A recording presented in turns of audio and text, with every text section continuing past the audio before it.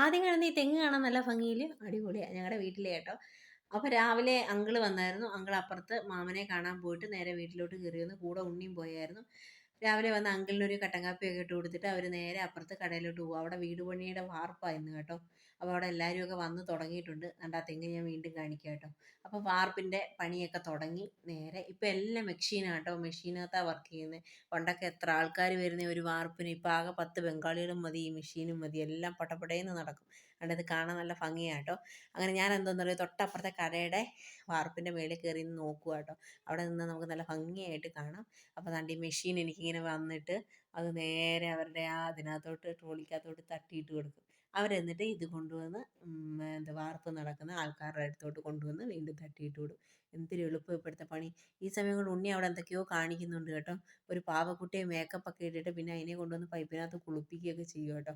പിന്നെ നമ്മുടെ വാർപ്പൊക്കെ കഴിഞ്ഞ് അവസാനം ഫുഡായി.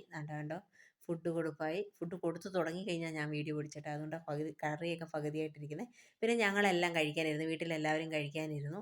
പിന്നെ അതിന് ശേഷം അവസാനം ഞാനിരുന്നു കേട്ടോ. ഞാനും ദാണ്ട എൻ്റെ ചോറ് കറിയൊക്കെ എടുത്തു. അങ്ങനെ കഴിച്ചതിന് ശേഷം ഞാൻ ഒന്നുകൂടി വാർപ്പ് കഴിഞ്ഞതൊന്ന് മേളിൽ കയറിയെന്ന് അപ്പുറത്ത് കടയിൽ കൂടെ കാണും കേട്ടോ. അപ്പോഴാണ് ഞാൻ അവിടെ ചോറ്റുപാത്രം ഇരിക്കുന്നത് കാണുന്നത്. ഞാൻ പറയുന്നത് അയ്യോ ചോറ്റുപാത്രം അവിടെ ഇരിപ്പുണ്ടെന്ന് കേട്ടോ, എടുത്തില്ലെന്ന്.